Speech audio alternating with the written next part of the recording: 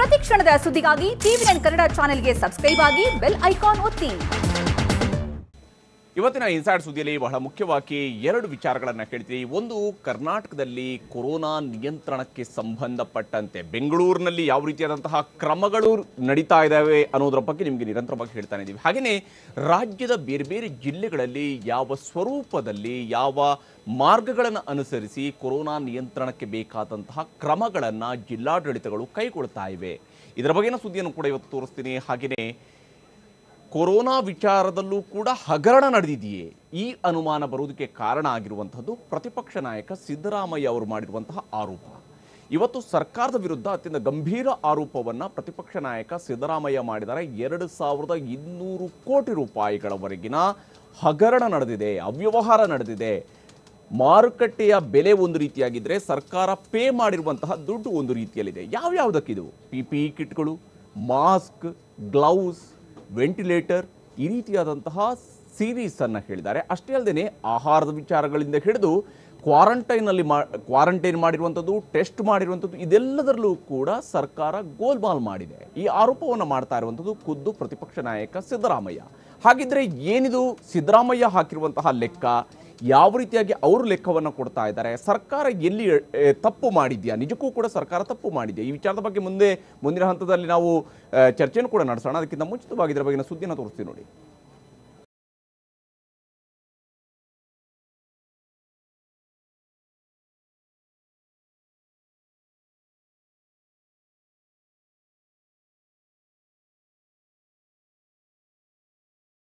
Corona ಒಂದೆಡೆ ಮರಣ ಮೃದಂಗ ಬಾರಿಸುತ್ತಿದೆ. ಕರ್ನಾಟಕದಲ್ಲಿ ಸೋಂಕಿನ ಅಬ್ಬರ ಹೆಚ್ಚಾಗುತ್ತಲೇ ಸಾಗಿದೆ. ಕೊರೋನಾ ಕಟ್ಟಿ ಹಾಕಲು ಸರ್ಕಾರ ಇನ್ನಿಲ್ಲದ ಪ್ರಯತ್ನ ನಡೆಸುತ್ತಿದೆ. ಇದೇ ವೇಳೆ ರಾಜ್ಯ ಸರ್ಕಾರ ಕೊರೋನಾ ಕಂಟ್ರೋಲ್ ಮಾಡುವ ವೇಳೆಯೇ ಕೋಟಿ ರೂಪಾಯಿಗಳ ಹಗರಣ ನಡೆಸಿದೆಯೇ ಎಂಬ ಅನುಮಾನ ಶುರುವಾಗಿದೆ. ಇದಕ್ಕೆ ಕಾರಣ ಪ್ರತಿಪಕ್ಷ ನಾಯಕ ಸಿದ್ದರಾಮಯ್ಯ ಮಾಡಿರುವ ಗಂಭೀರ ಆರೋಪ. Government has committed corruption. Nearly 2000 crores is not a small amount. ಯಾರು ಪರ್ಚೇಸಿಂಗ್ ಮಾಡೋ ಜಾಗದಲ್ಲಿದ್ದಾರೆ ಅವರು ಇನ್ವಾಲ್ವ್ ಆಗಿದ್ದಾರೆ.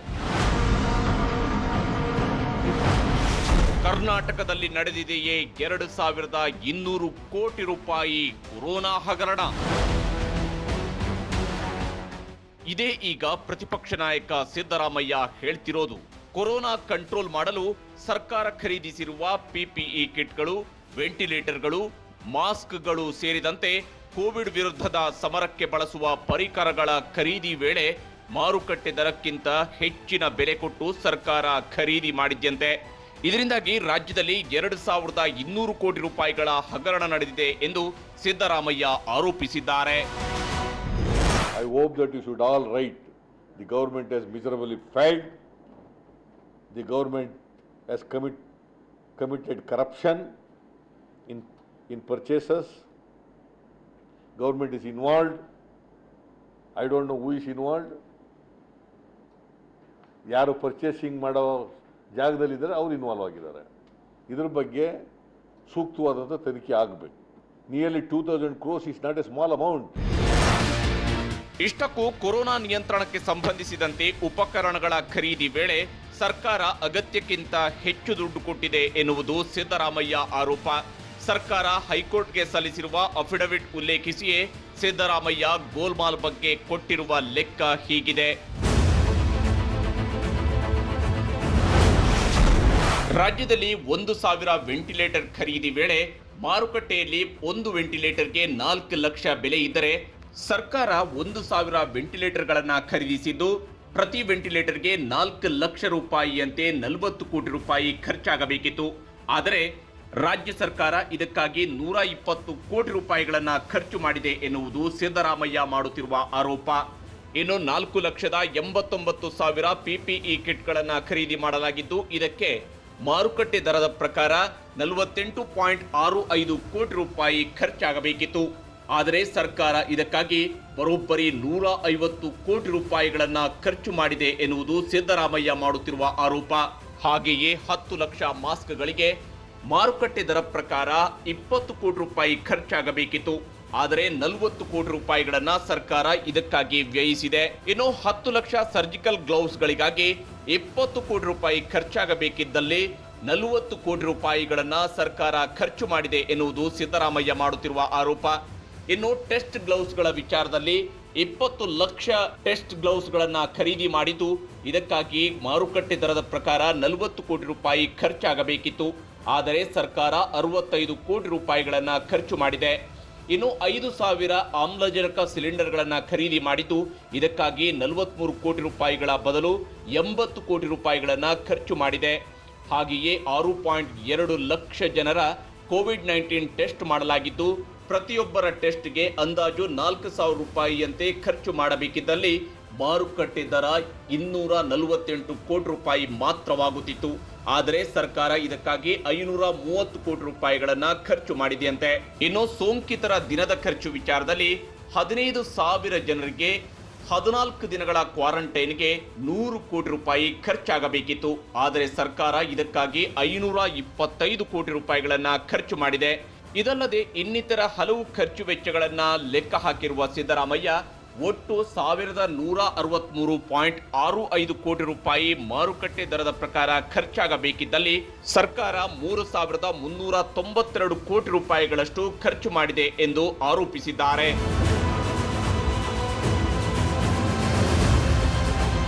ಹೀಗೆ ಸರ್ಕಾರ ಕೊರೋನಾ ನಿಯಂತ್ರಣದ ವಿಚಾರದಲ್ಲಿ ಗೋಲ್ಮಾಲ್ ಮಾಡಿದೆ ಎಂದು ಸಿದ್ದರಾಮಯ್ಯ ಆರೋಪಿಸಿದ್ದಾರೆ. ಇದರ ಬಗ್ಗೆ ಸೂಕ್ತ ತನಿಖೆ ನಡೆಸುವಂತೆ ಆಗ್ರಹಿಸಿದ್ದಾರೆ. I hope that you should all write, the government has miserably failed, the government has committed corruption in purchases, government is involved, I don't know who is involved, ಯಾರು ಪರ್ಚೇಸಿಂಗ್ ಮಾಡೋ ಜಾಗದಲ್ಲಿದ್ದಾರೆ ಅವರು ಇನ್ವಾಲ್ವ್ ಆಗಿದ್ದಾರೆ. ಇದರ ಬಗ್ಗೆ ಸೂಕ್ತವಾದಂಥ ತನಿಖೆ ಆಗಬೇಕು. Nearly 2,000 crores is not a small amount. ಆದರೆ ವಿಪಕ್ಷ ನಾಯಕ ಸಿದ್ದರಾಮಯ್ಯ ಆರೋಪವನ್ನ ಸರ್ಕಾರ ಸ್ಪಷ್ಟವಾಗಿ ತಳ್ಳಿ ಹಾಕಿದೆ. ವೈದ್ಯಕೀಯ ಸಲಕರಣೆಗಳ ದರ ಮೊದಲು ಜಾಸ್ತಿ ಇತ್ತು, ಈಗ ದರ ಇಳಿಕೆಯಾಗಿದ್ದು ಅದರ ಜೊತೆಗೆ ಹೋಲಿಕೆ ಮಾಡಿ ಆರೋಪ ಮಾಡುವುದು ಸರಿಯಲ್ಲ ಎಂದು ಸಿಎಂ ರಾಜಕೀಯ ಕಾರ್ಯದರ್ಶಿ ಎಸ್ಆರ್ ವಿಶ್ವನಾಥ್ ಹೇಳಿದ್ದಾರೆ. 3,800 ಕೋಟಿ ಹಗರಣ ಅಂತ ಹೇಳಿದ್ರೆ ಅದನ್ನ ಮಾಡಲಿ ಅವ್ರು ಯಾವ ಥರನೋ, ಯಾಕಂದರೆ ಅವ್ರಿಗೂ ಕೆಲಸ ಇಲ್ಲ ಮಾಡೋದಕ್ಕೆ. ಮನೆಯಲ್ಲಿ ಕೂತ್ಕೊಂಡು ಏಕಾಏಕಿ ಇಷ್ಟೆಲ್ಲ ಸರ್ಕಾರ ಮಾಡ್ತಾ ಇರಬೇಕಾದ ಸಂದರ್ಭದಲ್ಲಿ ಈ ಥರದ ಒಂದು ಹೇಳಿಕೆಯನ್ನು ಕೊಡ್ತಕ್ಕಂಥದ್ದು ತಪ್ಪು. ಅಕಸ್ಮಾತ್ ಎಲ್ಲ ಅವ್ಯವಹಾರ ಆಗಿತ್ತು ಅಂದರೆ ನಾವು ತನಿಖೆ ಮಾಡೋಕ್ಕೆ ಸರ್ಕಾರ ರೆಡಿ ಐತೆ. ಉದಾಹರಣೆಗೆ PPP ಕಿಟ್ಟು ಪ್ರಾರಂಭದಲ್ಲಿ ರೇಟ್ ಜಾಸ್ತಿ ಇತ್ತು, ಈಗ ಅದು ರೇಟ್ ಕಮ್ಮಿ ಆಗೋಗೈತೆ. ಪ್ರಾರಂಭದಲ್ಲಿ ಕೊಟ್ಟಿರೋ ರೇಟ್ಗೂ ಈಗಿನ ರೇಟ್ಗೆ ಹೋಲಿಕೆ ಮಾಡ್ತಾವ್ರೆ. N95 ಮಾಸ್ಕು ಸ್ಟಾರ್ಟಿಂಗಲ್ಲಿ ಸಿಗ್ತಾನೆ ಇರಲಿಲ್ಲ, ಅದ್ರ ಬೆಲೆ ನಮಗೂ ಸಿಗ್ತಾ ಇರಲಿಲ್ಲ. 250 ರೂಪಾಯಿ ಕೊಟ್ಟು ಕೊಂಡ್ಕೊಂಡಿದ್ದೀವಿ ನಾವು. ಆದರೆ ಈಗ ಅದ್ರ ಬೆಲೆ ಅರ್ಧಕ್ಕಿಂತ ಜಾಸ್ತಿ ಕಮ್ಮಿ ಆಗೈತೆ. ಈ ಬೆಲೆಗೂ ಮೂಲ ಬೆಲೆಗೂ ತಕ್ಕ ಹಾಕೊಂಡವ್ರು ಯಾರೋ ಹೇಳ್ಕೊಟ್ಟವ್ರು ಅದನ್ನು ಮಾಡ್ತಾ ಇದ್ದಾರೆ. ಅದರಲ್ಲಿ ಕೊರೋನಾದಲ್ಲಿ ದುಡ್ಡು ಮಾಡೋವಂಥ ದರಿದ್ರ ನಮ್ಮ ಸರ್ಕಾರಕ್ಕೆ ಬಂದೂ ಇಲ್ಲ, ಯಾರು ಕೂಡ ಆ ಥರ ಮಾಡ್ತಾ ಇಲ್ಲ. ಇನ್ನು ಕೊರೋನಾ ನಿಯಂತ್ರಣದ ವೇಳೆಯೇ ಸರ್ಕಾರದ ಸಚಿವರ ನಡುವೆಯೇ ಗುದ್ದಾಟ ನಡೆಯುತ್ತಿದೆ ಎಂದು ಸಿದ್ದರಾಮಯ್ಯ ಆರೋಪಿಸಿದ್ದಾರೆ. ಮಂತ್ರಿಗಳ ನಡುವೆಯೇ ಜಗಳ ನಡೆಯುತ್ತಿದೆ ಎಂದು ದೂರಿದ್ದಾರೆ. ಯಡಿಯೂರಪ್ಪನವ್ರ ಕೈಲಿ ಏನೂ ಆಗೋದಿಲ್ಲ. ಅವ್ರ ಮಾತು ಕೇಳ್ತಾರೋ ಇಲ್ಲೋ ಗೊತ್ತಿಲ್ಲ ನನಗೆ. ಯಾಕಂದರೆ ಆ ಮಿನಿಸ್ಟ್ರಿಗಳು ಒಬ್ರಿಗೊಬ್ರು ಜಗಳ ಆಡ್ತಾರೆ. ಹೆಲ್ತ್ ಮಿನಿಸ್ಟ್ರಿಗೆ ಕಂಡ್ರೆ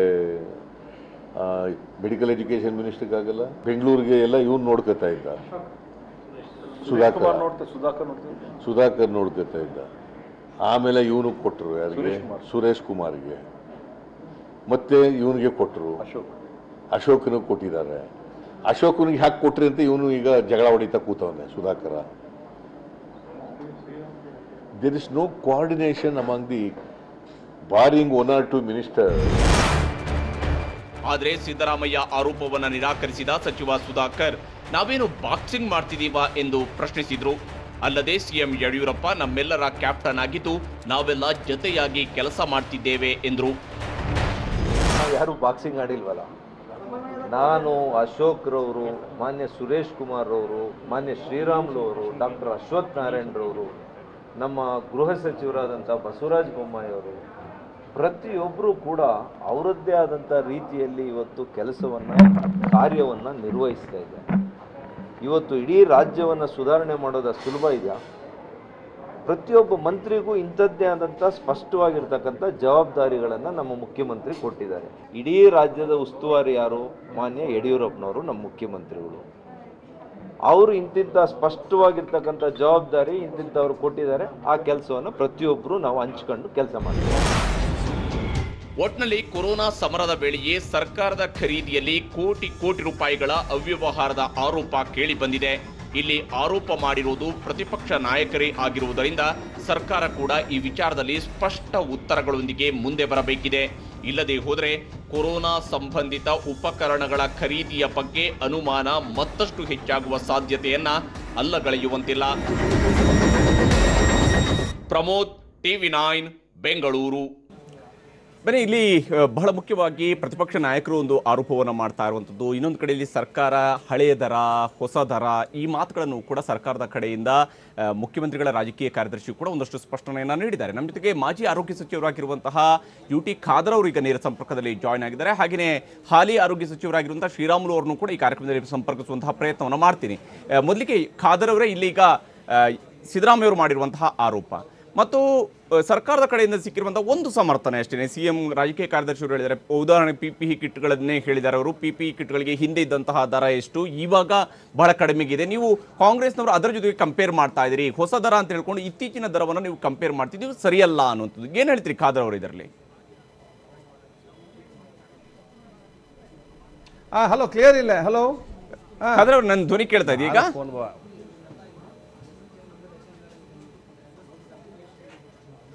ಬಹುಶಃ ನನ್ನ ಧ್ವನಿಯವರಿಗೆ ಸ್ಪಷ್ಟವಾಗಿ ಕೇಳ್ತಾ ಇಲ್ಲ. ನಾನು ಅವ್ರ ಜೊತೆಗೆ ಮತ್ತೆ ಸಂಪರ್ಕಿಸ್ತೀನಿ. ಯಾಕಂದರೆ ಇಲ್ಲಿ ಬಹಳ ಮುಖ್ಯವಾಗಿರುವಂಥದ್ದು ಸರ್ಕಾರದ ಕಡೆಯಿಂದ ಸಿಗಬೇಕಾಗಿರುವಂಥ ಉತ್ತರವೂ ಕೂಡ ಆಗತ್ತೆ.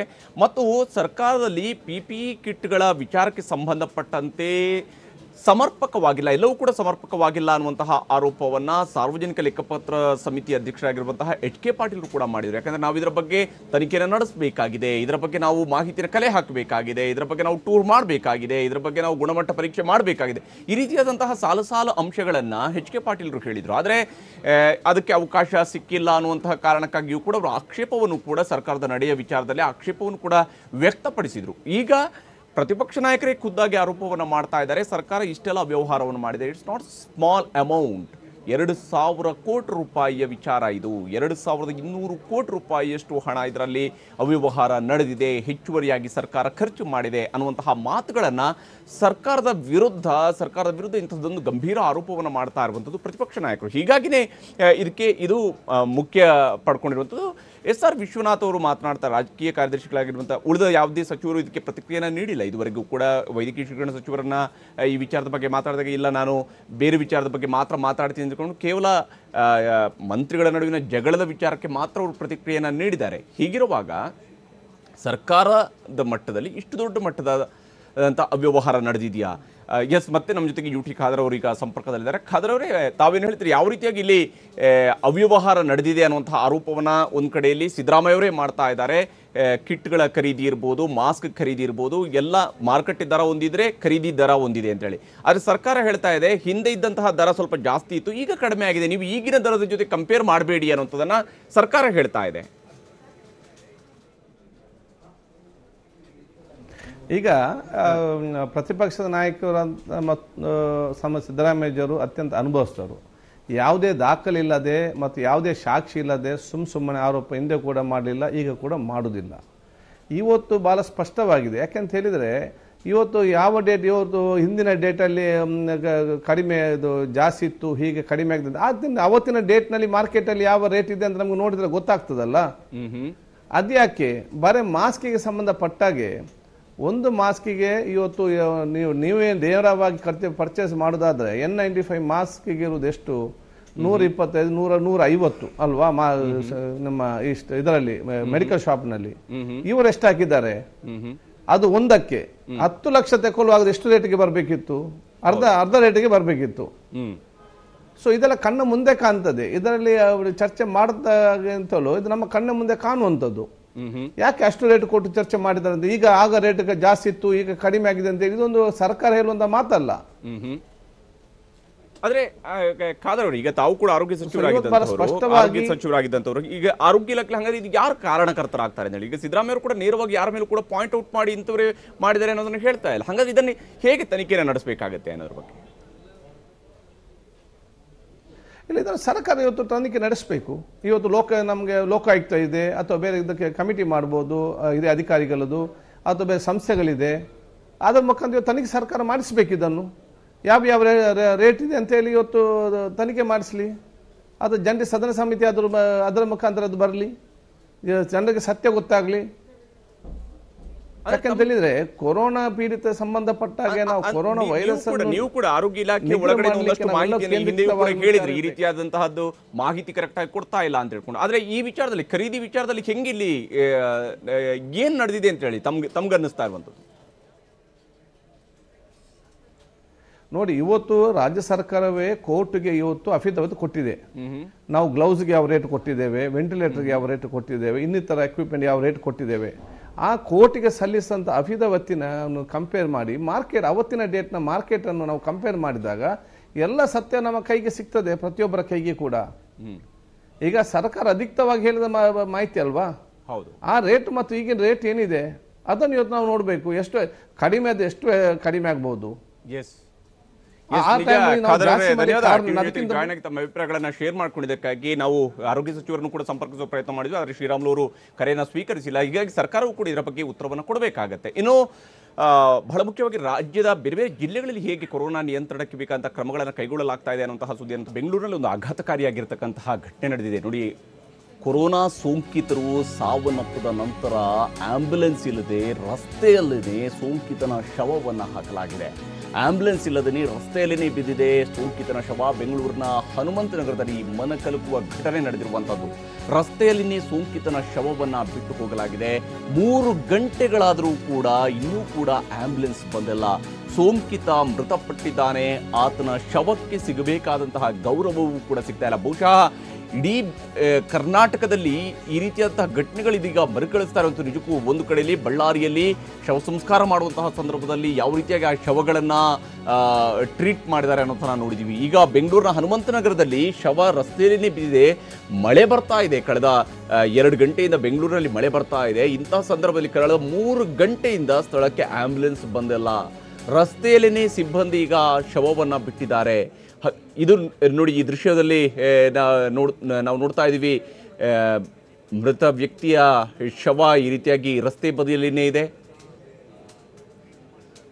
ಅದನ್ನು ಕೊಂಡೊಯ್ಯೋದಿಕ್ಕೆ ಆಂಬ್ಯುಲೆನ್ಸ್ ಕೂಡ ಬಂದಿಲ್ಲ. ಇದು ನಾವು ಬಹಳ ಬಹಳ ಬಹಳ ವಿಚಾರಗಳನ್ನು ಹೇಳ್ತೀವಿ. ಆ ರೀತಿಯಾದಂತಹ ರೂಲ್ಸ್ ಅನ್ನು ಫಾಲೋ ಮಾಡಬೇಕು, ಇಂತಹ ನಿಯಮವನ್ನು ಪಾಲನೆ ಮಾಡಬೇಕು, ಮತ್ತೊಂದು ನಿಯಮವನ್ನು ನಾವು ಪಾಲನೆ ಮಾಡಬೇಕು. ತಾಸುಗಟ್ಟಲೆ ಇದರ ಬಗ್ಗೆ ಮಾತನಾಡ್ತಾರೆ ನಮ್ಮ ನಾಯಕರುಗಳು, ನಮ್ಮನ್ನು ಆಡಳಿತ ನಡೆಸ್ತಾ ಇರುವಂಥವ್ರು. ಆದರೆ ಶವ ಒಂದು ಈ ರೀತಿಯಾಗಿ ಕಳೆದ 3 ಗಂಟೆಯಿಂದ ರಸ್ತೆ ಬದಿಯಲ್ಲಿ ಬಿದ್ದಿದೆ. ನಾವು ವಾರ್ಡ್ಗೆ 2 ಆಂಬ್ಯುಲೆನ್ಸ್ ಮಾಡ್ತೀವಿ, ಬೆಂಗಳೂರಿಗೆ 400 ಆಂಬ್ಯುಲೆನ್ಸ್ ಮಾಡ್ತೀವಿ. ಈಗಷ್ಟೇ ಸ್ವಲ್ಪ ಹಿಂದೆ ಅಷ್ಟೇ ಸಚಿವರುಗಳು ಜಂಟಿ ಸುದ್ದಿಗೋಷ್ಠಿಯನ್ನು ಮಾಡಿದನ್ನು ಅನೌನ್ಸ್ ಮಾಡ್ತಾರೆ. ಆದರೆ ಒಂದು ಶವವನ್ನು ತೆಗೆದುಕೊಂಡು ಹೋಗೋದಕ್ಕೆ ನಮ್ಮಲ್ಲಿ ಆಂಬ್ಯುಲೆನ್ಸ್ ಇಲ್ಲ. ಸೋಂಕಿತ ಮೃತಪಟ್ಟಿದ್ದಾನೆ, ಶವವನ್ನು ರಸ್ತೆ ಬದಿಯಲ್ಲಿ ಇಟ್ಟಿದ್ದಾರೆ. ಇದು ನಮ್ಮಲ್ಲಿರುವಂತಹ ವ್ಯವಸ್ಥೆ ಯಾವ ಮಟ್ಟಕ್ಕೆ ಬಂದು ನಿಂತಿದೆ ಅನ್ನೋದಕ್ಕೆ ಇದು ಉದಾಹರಣೆಯಾಗಿ ಈಗ ಕಂಡು ಬರ್ತಾ ಇದೆ.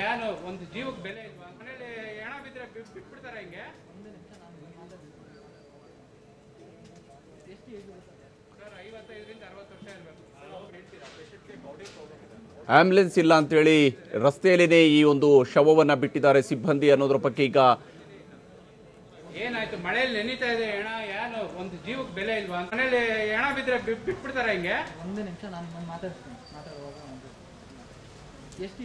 ನಿಜಕ್ಕೂ ಕೂಡ ಇದು ಆಘಾತಕಾರಿಯಾಗಿರ್ತಕ್ಕಂತಹ ಸುದ್ದಿ. ಈ ರೀತಿಯಾದಂತಹ ಒಂದು ವ್ಯವಸ್ಥೆ ಬೆಂಗಳೂರಿನಲ್ಲೇ ಇದೆ, ಎಲ್ಲವೂ ಕೂಡ ಇದೆ ಬೆಂಗಳೂರಿನಲ್ಲಿ. ಯಾವ ಸಮಸ್ಯೆನೂ ಇಲ್ಲ. ಆಂಬ್ಯುಲೆನ್ಸ್ ಸಿಗುತ್ತೆ, ಅದು ಸಿಗುತ್ತೆ, ಇದು ಸಿಗುತ್ತೆ. ನಾವು ಟ್ರೀಟ್ಮೆಂಟ್ ಕೊಡೋದಕ್ಕೆ ಯಶಸ್ವಿ ಆಗ್ತಾ ಇದ್ವಿ. ಉಳಿದ ನಗರಗಳಿಗೆ ಹೋಲಿಕೆ ಮಾಡಿದರೆ ನಮ್ಮಲ್ಲಿ ಎಲ್ಲವೂ ಕೂಡ ಕಡಿಮೆ ಇದೆ.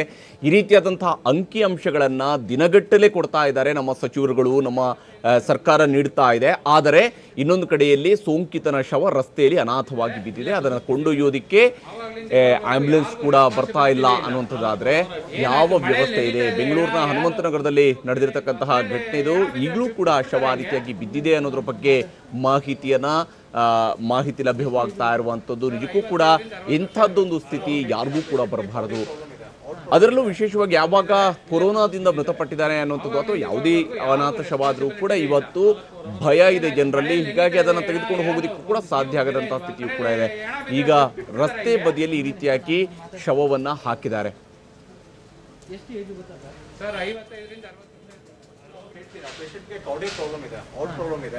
ಬಂದಿದ್ದಾರೆ, ಇಲ್ಲೇ ಕುಸಿದು ಬಿದ್ದಿದ್ದಾರೆ. ಆವಾಗ್ಲಿಂದ ಇವಾಗ್ವರೆಗೂ ಯಾರಿಗೂ ರೆಸ್ಪಾನ್ಸಿಬಿಲಿಟಿನೇ ಇಲ್ಲ. ಏನಾಯ್ತು? ಮಳೆಯಲ್ಲಿ ನೆನೀತಾ ಇದೆ ಹೆಣ, ಏನು ಒಂದು ಜೀವಕ್ಕೆ ಬೆಲೆ ಇಲ್ವಾ? ಮನೇಲಿ ಹೆಣ ಬಿದ್ರೆ ಬಿಟ್ಬಿಡ್ತಾರೆ ಹಿಂಗೆ. ಬಂದಿಲ್ಲ ಸರ್. ಒಂದ್ ನಿಮಿಷ ಹೇಳ್ತೀನಿ. ಅಡ್ರೆಸ್ ಅವ್ರಿಗೆ ಗೊತ್ತಾಗಿಲ್ಲ, ಆಂಬುಲೆನ್ಸ್ ಅವ್ರಿಗೆ. ಇವ್ರೇನ್ ಮಾಡಿದಾರೆ, ಈಗ ಯಾಕಂದ್ರೆ ಆಂಬುಲೆನ್ಸ್ ಅವ್ರಿಗೆ ಕರೆಕ್ಟ್ ಲೊಕೇಶನ್ ಗೊತ್ತಿಲ್ಲ ಇಲ್ಲಿ ಅಂತ. ಸರ್ ನಾನು ಬರ್ತೀನಿ ಅಂತ ಹೇಳಿದ್ರೆ ಬೇಕಾದ್ರೆ ಅವ್ರ ಮನೆಯವ್ರನ್ನ ಕೇಳಿ. ಮನೆಯವ್ರಿಗೆ ಫೋನ್. ನಾನೊಬ್ಬ ಅನ್ನೋನ್ ಪರ್ಸನ್, ನಾನು ಲೊಕೇಶನ್ ಹಾಕೊಂಡು ಬಂದಿಲ್ವಾ? ಅಲ್ಲಲ್ಲ ಬಂದಿ, ಅದೇ ನಾನು ಹೇಳ್ತಾ ಇದ್ದೀನಿ. ಬಾಡಿ ಬಿಲ್ ಬಿದ್ದಿದೆ ಅಂತ ಗೊತ್ತಲ್ವಾ ನಿಮಗೆ? ಒಂದ್ ನಿಮಿಷ ತಗೊಂಡು ಯಾಕೆ ಹೋಗಿಲ್ಲ ಇದುವರೆಗೆ? ಸಂಬಂಧಪಟ್ಟ ಆಫೀಸರ್ ನಂಬರ್ ಕೊಡಿ ಸರ್, ನಾನು ಮಾತಾಡ್ತೀನಿ. ಒಂದ್ ನಿಮಿಷ, ನಾನು ಅದನ್ನೇ ಮಾತಾಡ್ತಾ ಇದ್ದೀನಿ. ಜಸ್ಟ್ ಎಸ್, ಈಗ ಅಲ್ಲಿ ಸ್ಥಳದಿಂದ ನಮ್ಮ ಪ್ರತಿನಿಧಿ ಪ್ರಸನ್ನ ಈಗ ನಮ್ಮ ಜೊತೆಗೆ ನೇರ ಸಂಪರ್ಕದಲ್ಲಿ ಜಾಯಿನ್ ಆಗ್ತಾ ಇದ್ದಾರೆ. ಪ್ರಸನ್ನ, ಏನಿದು, ಎಲ್ಲಿ ಇರುವಂತದ್ದು ಇದು ಶವ? ಹಾಗೇನೆ ಯಾವ ವ್ಯಕ್ತಿ ಯಾರದು?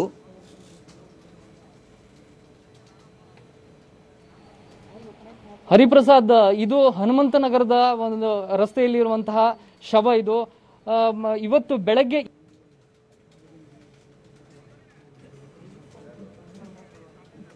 ಸುಮಾರು 3 ಗಂಟೆಯಷ್ಟು ಹೊತ್ತಿಗೆ, 3:30-4 ಗಂಟೆಯಷ್ಟು ಹೊತ್ತಿಗೆ ಆಸ್ಪತ್ರೆಗೆ ಹೋಗೋದಕ್ಕೆ ಅಂತ ಮುಂದಾಗ್ತಾರೆ. ಅವರಿಗೆ ಬೆಳಗ್ಗೆ ಕೊರೋನಾ ಇದೆ ಅನ್ನುವಂಥದ್ದು ದೃಢಪಟ್ಟಿರುತ್ತೆ. ಬಿಬಿಎಂಪಿ ಅಧಿಕಾರಿಗಳಿಂದಲೂ ಕೂಡ ಕರೆ ಬಂದಿರುತ್ತೆ.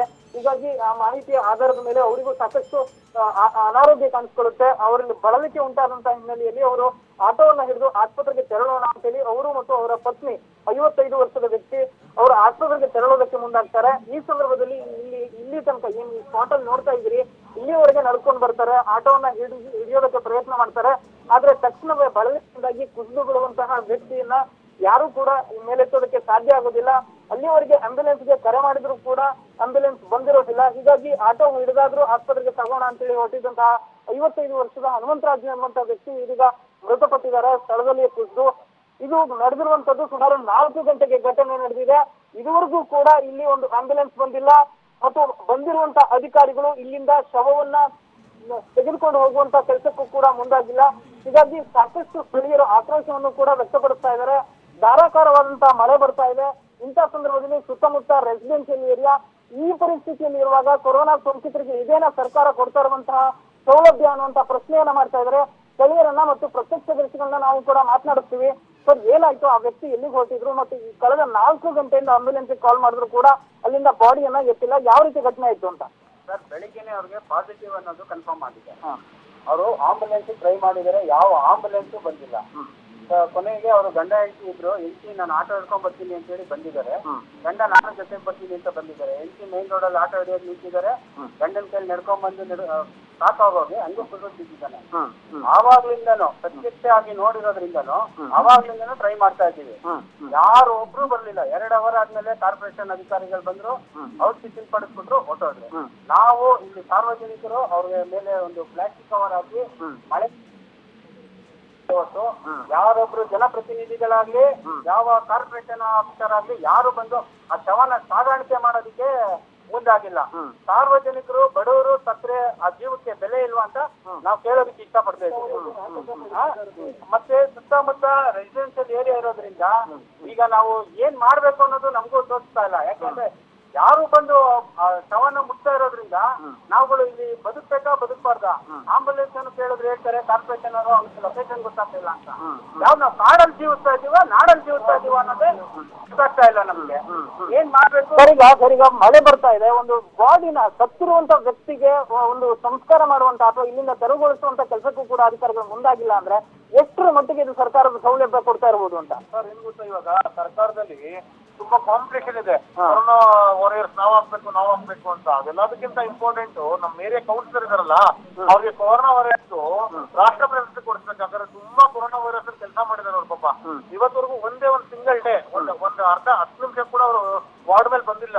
ಅಟ್ಲೀಸ್ಟ್ ಇಂಥ ಪರಿಸ್ಥಿತಿ ಅವರು ಮಾನವೀಯತೆಯಿಂದ ಅವರು ವಾರ್ಡ್ ಮೇಲೆ ಬಂದು ಅಥವಾ ಅಧಿಕಾರಿಗಳಿಗೆ ಒಂದು ಫೋನ್ ಮಾಡಿ ಕೂಡ ಹೇಳಿ ಬರ್ಲಿಲ್ಲ ಅಂದ್ರೆ ಸರ್ ನಾವು ಬಿಡಿ ಸರ್ ಕೊರೋನಾ ವೈರಸ್ ಇದೆಯಾ ಇಲ್ವಾ ಅದು ಬೇರೆ ಕ್ವಶನ್ ಸರ್. ಒಂದು ಮನುಷ್ಯತ್ವದಿಂದ ಅದು ಬರ್ಬೇಕಲ್ಲ ಸರ್. ನಾಲ್ಕು ಅವರ್ ಇಂದ ಒಂದು ಬಾಡಿ ರೋಡಲ್ಲಿ ಬಿದ್ದಿದೆ ಅಂದ್ರೆ ಅದು ಮಳೆಯಲ್ಲಿ ಎಲ್ಲ ನಿಂತ್ಕೊಂಡು ಸರ್ ಏನ್ ಸರ್ ಇದು ನಾವ್ ಎಲ್ಲಿದ್ದೀವಿ ಸರ್ ನಾವು. ಸರ್ ಅಕ್ಕಪಕ್ಕ ಎಲ್ಲ ಮನೆಗಳಿದಾವೆ, ಬೇರೆಯವರ ಮನೆ ಮುಂದೆ ಗೇಟ್ ಮುಂಭಾಗದಲ್ಲಿ ಬಿದ್ದಿರುವಂತ ವ್ಯಕ್ತಿ ಅಲ್ಲೇ ಒಂದು ಶವನ್ನ 4 ತಾಸು ಬಿಡ್ತಾರೆ ಅಂದ್ರೆ ಏನ್ ಅರ್ಥ ಇದು ಸರ್? ಈಗ ನೋಡಿ, ಈಗ 4 ಗಂಟೆಯಿಂದ ಬಾಡಿ ಅಲ್ಲೇ ಬಿದ್ದಿದೆ. ಈಗಲೂ ಕೂಡ ನೀವು ನೋಡ್ತಾ ಇದ್ದೀರಾ ಮಳೆ ಬರ್ತಾನೆ ಇದೆ. ಈಗ ಆ ಬಾಡಿಯಿಂದ ವೈರಸ್ ಎಷ್ಟಾಚೆ ಹೋಗಿರುತ್ತೋ ಎಷ್ಟು ಒಳಗಡೆನೆ ಇರುತ್ತೋ ಅದೇನು ಹೇಳಕ್ ಆಗಲ್ಲ. ಈಗ ನಮಗೂ ಕೂಡ ಅದನ್ನ ಮುಟ್ಟಕ್ಕೂ ಕೂಡ ಭಯ ಆಗಿರೋದ್ರಿಂದ ಅದನ್ನು ನಾವು ಹತ್ರ ಹೋಗಕ್ಕೂ ಭಯ ಆಗ್ತಾ ಇದೆ. ಇದೇ ರೀತಿ ಇದ್ರೆ ಒಂದೊಂದು ಜೀವಕ್ಕೆ ಬೆಲೆ ಇಲ್ಲ ಅಂತ ಇದ್ರಲ್ಲೇ ಗೊತ್ತಾಗ್ತಾ ಇದೆ. ಆದ್ರೆ ಅಟ್ಲೀಸ್ಟ್ ಅದಕ್ಕೆ ಒಂದು ಏನಕ್ಕೆ ಒಂದು ಅಂತ್ಯ ಸಂಸ್ಕಾರ ಕ್ಲೀನಾಗಾದ್ರೂ ಮಾಡ್ಬೇಕಲ್ಲ. ಬಾಡಿನ ಮೇಲೆ ಅಟ್ಲೀಸ್ಟ್ ಅದನ್ನ ಇಟ್ಕೊಂಡು ಹೋಗಿ ಸಾಗಾಟ ಮಾಡೋಕ್ಕಾಗಿ ಒಳ್ಳೆ ಇಲ್ಲ. ಪ್ರಸನ್ನ, ಮತ್ತೆ ನಿಮ್ಮನ್ನ ಸಂಪರ್ಕಿಸ್ತೀನಿ. ಪ್ರಸನ್ನ, ಜಸ್ಟ್ ನಾನು ನಿಮ್ಮ ಜೊತೆ ಮತ್ತೆ ಸಂಪರ್ಕಿಸ್ತೀನಿ. ಚೀನಾ ಮುಂಬೈನಂತಾಯ್ತು ಈಗ ರಾಜಧಾನಿ ಬೆಂಗಳೂರಿನ ಪರಿಸ್ಥಿತಿ ಅನ್ನೋದು ಕೂಡ ಈಗ ಸ್ಪಷ್ಟವಾಗಿ ಗೋಚರಿಸ್ತಾ ಇದೆ. ಇದರಲ್ಲಿ ಈಗ ಅನುಮಾನ ಉಳಿದಿಲ್ಲ. ಯಾಕೆಂದರೆ ಸೋಂಕಿತರ ಶವ ರಸ್ತೆಯಲ್ಲಿ ಬಿದ್ದಿದ್ರು ಕೂಡ ಯಾರೂ ಕೇಳೋರಿಲ್ವಾ ಅನ್ನುವಂಥದ್ದು. ಬೆಂಗಳೂರಿನಲ್ಲಿ ವಿಶೇಷವಾಗಿ ಬೆಂಗಳೂರು ದಕ್ಷಿಣ ಭಾಗದಲ್ಲಿ ಈಗಾಗಲೇ ಜಿಟಿ ಮಳೆ ಸಂಜೆ 5 ಗಂಟೆಯಿಂದಲೇ ಶುರುವಾಗಿತ್ತು. ನಿರಂತರವಾಗಿ ಮಳೆ ಬರ್ತಾನೇ ಇದೆ. ಆದರೆ ಸತತ 3 ಗಂಟೆಯಿಂದ ರಸ್ತೆಯಲ್ಲಿನೇ ಸೋಂಕಿತನ ಶವ ಬಿದ್ದಿದೆ. ಅದನ್ನು ಕೊಂಡೊಯ್ಯೋದಕ್ಕೆ ಸಾಧ್ಯ ಆಗ್ತಾ ಇಲ್ಲ. ಇದು ನಮ್ಮ ರಾಜಧಾನಿಯ ಪರಿಸ್ಥಿತಿ. ಸಿಲಿಕಾನ್ ಸಿಟಿ ಎಂದು ಕರಿತೀವಿ ನಾವು. ಸರ್ಕಾರ ಹೇಳ್ತಾ ಇದೆ ನಮ್ಮಲ್ಲಿ ಎಲ್ಲ ರೀತಿಯಾದಂಥ ಫೆಸಿಲಿಟಿ ಇದೆ ಅಂತ ಹೇಳ್ತಾ ಇದೆ. ಡಾಕ್ಟರ್ ಸುಧಾಕರ್ ಮತ್ತು ಬಸವರಾಜ ಬೊಮ್ಮಾಯಿ ಅವರು ಸಂಜೆಯಷ್ಟೇ ಸುದ್ದಿಗೋಷ್ಠಿಯನ್ನು ಮಾಡಿ ಹೇಳಿದ್ದಾರೆ, ನಾವು ಪ್ರತಿ ವಾರ್ಡ್ಗೆ 2 ಆಂಬ್ಯುಲೆನ್ಸ್ ಅನ್ನು ಇಡ್ತೀವಿ ಅಂತ ಹೇಳಿದ್ದಾರೆ. ಪ್ರತಿ ವಾರ್ಡ್ಗೆ 2 ಆಂಬ್ಯುಲೆನ್ಸ್ ಇದೆ.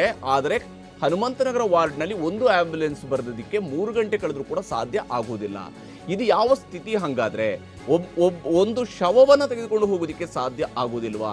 ಅಲ್ಲಿ ಆ ವ್ಯಕ್ತಿ ಹೇಳ್ತಾ ಇದ್ದಾನೆ, ನಮಗೆ ಏನೋ ಲೊಕೇಶನ್ಗೆ ಬರೋದು ಗೊತ್ತಾಗ್ತಾ ಇಲ್ಲ ಅನ್ನುವಂಥದ್ದು. ಅಂದರೆ ಆ ಲೊಕೇಶನ್ಗೆ ದಾರಿ ತಪ್ಪಿದೆ ಅನ್ನುವಂಥ ನಮ್ಮ ಪ್ರತಿನಿಧಿಯಲ್ಲಿ ಕೇಳಿದ್ರು. ನಾನು ಕೂಡ ಯಾವುದೋ ಒಂದು ಅನ್ನೋನ್ ಲೊಕೇಶನ್ ಇಲ್ಲಿ ಬಂದೆ, ಆದರೆ ಇಲ್ಲಿ ಲೊಕೇಶನ್ ಹಾಕೊಂಡು ಬಂದೆ, ನನಗೆ ಇಲ್ಲಿ ಬರೋದಕ್ಕೆ ಸಾಧ್ಯ ಆಗಿದೆ, ಆದರೆ ನಿಮ್ಮ ಆಂಬ್ಯುಲೆನ್ಸ್ಗೆ ಬರೋದಕ್ಕೆ ಸಾಧ್ಯ ಆಗಿಲ್ವಾ? ಈ ರೀತಿಯಂಥ ಸಬೂಬುಗಳನ್ನು ಯಾರಿಗೆ ಹೇಳ್ತಾರೆ ಇವರು?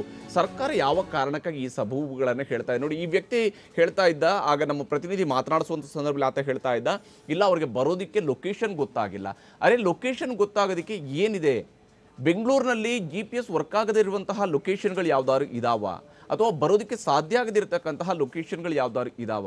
ಈ ರೀತಿಯಾದಂತಹ ಸಬೂಬುಗಳನ್ನು ಹೇಳುವಂಥದ್ದನ್ನು ನಿಲ್ಲಿಸಬೇಕಾಗಿದೆ. ಸ್ಥಳೀಯ ಅಧಿಕಾರಿಗಳ ವಿರುದ್ಧ ಸ್ಥಳೀಯರು ಕೂಡ ಆಕ್ರೋಶವನ್ನು ವ್ಯಕ್ತಪಡಿಸ್ತಾ ಇದ್ದಾರೆ. ಅದೇನೇ ಇದ್ರೂ ಕೂಡ ಶವವನ್ನು ತೆಗೆದುಕೊಂಡು ಹೋಗೋದಕ್ಕೆ ಸಾಧ್ಯ ಆಗದೇ ಇರುವಂತಹ ಪರಿಸ್ಥಿತಿ ಇದ್ದರೆ ಆ ಮನೆ ಮಂದಿ ಏನು ಮಾಡಬೇಕು? ಆ ರಸ್ತೆಯಲ್ಲಿರುವಂತಹ ವ್ಯಕ್ತಿಗಳು ಏನು ಮಾಡಬೇಕು? ಯಾಕಂದರೆ ಕೊರೋನಾ ಸೋಂಕಿನ ಬಗ್ಗೆ ಒಂದು ಕಡೆಯಲ್ಲಿ ಜನರಿಗೆ ಭೀತಿ ಇದೆ, ಮತ್ತೊಂದು ಕಡೆಯಲ್ಲಿ ಮಳೆ ಬರ್ತಾ ಇದೆ. ಇಂಥ ಸಂದರ್ಭದಲ್ಲಿ ಸೋಂಕಿತನ ಶವವನ್ನು ತೆಗೆದುಕೊಂಡು ಹೋಗೋದಕ್ಕೆ ಬೇಕಾದಂಥ ವ್ಯವಸ್ಥೆ ಮಾಡಬೇಕಾಗಿರುವಂತಹ ಸರ್ಕಾರ ಇಲ್ಲ, ಬರ್ತಾನೇ ಇಲ್ಲ ಅಂತ ಹೇಳಿ. ಆದರೆ ಕಳೆದ 3 ಗಂಟೆಯಿಂದ ಅಲ್ಲಿಗೆ ಶವವನ್ನು ಸಾಗಿಸೋದಕ್ಕೆ ಸಾಧ್ಯ ಆಗಿಲ್ಲ ಅಂತೇಳಿ. ಆದರೆ ಯಾವ ಸ್ಥಿತಿಗೆ ನಮ್ಮ ಬೆಂಗಳೂರು ಬಂದು ತಲುಪ್ತಾ ಇದೆ? ಹಾಗಿದ್ರೆ ಏನಿದು ವ್ಯವಸ್ಥೆ? ಹಾಗಿದ್ರೆ ಒಂದು ಕಡೆಯಲ್ಲಿ ಆಸ್ಪತ್ರೆಯಿಂದ ಆಸ್ಪತ್ರೆಗೆ ಅಲೆದಾಡ್ತಾ ಜನ ಸಾಯ್ತಾ ಇದ್ದಾರೆ, ಕರೆಕ್ಟ್ ಆದಂಥ ಟ್ರೀಟ್ಮೆಂಟ್ ಸಿಗ್ತಾ ಇಲ್ಲ. ಇನ್ನೊಂದು ಕಡೆಯಲ್ಲಿ ಸೋಂಕಿತ ಅನ್ನುವಂಥ ದೃಢಪಟ್ಟರೂ ಕೂಡ ಆತನನ್ನು ಆಸ್ಪತ್ರೆಗೆ ಸಾಗಿಸೋದಕ್ಕೆ ಸರ್ಕಾರದ ವ್ಯವಸ್ಥೆ ಬರ್ತಾ ಇಲ್ಲ. 2 ಆಂಬ್ಯುಲೆನ್ಸ್ ದೂರದ ಮಾತಾಯಿತು.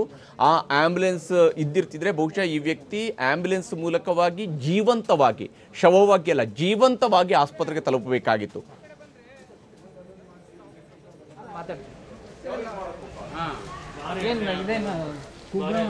ಸರ್, ಪಬ್ಲಿಕ್ ಬಂದು ಬೆಡ್ಶೀಟ್ ಹೊಚ್ಚಿ ಪ್ಲಾಸ್ಟಿಕ್ ಕವರ್ ಹಚ್ಚಿರೋದು. ಹೋಗ್ಬಾರ್ದಪ್ಪ, ಅಲ್ಲೆಲ್ಲ ಕೊಡಿ ಹತ್ರ ಹೋಗ್ಬಾರ್ದು.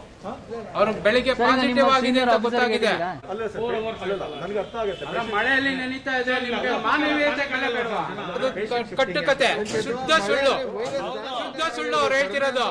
ಆಂಬುಲೆನ್ಸ್ ಬಂತು ಅಂತ ಹೇಳ್ತಿದ್ದಾರೆ, ಆಂಬುಲೆನ್ಸ್ ಬರ್ಲಿಲ್ಲ. ಪಾಪ ಅವರೇ ಆಂಬುಲೆನ್ಸ್ ಹತ್ರ ಸತ್ತಿರೋದು. ರೋಡಲ್ಲಿ ನಿಂತು ಸತ್ತೋಗಿದ್ದಾರೆ. 4 ಅವರ್ ಆಯ್ತು.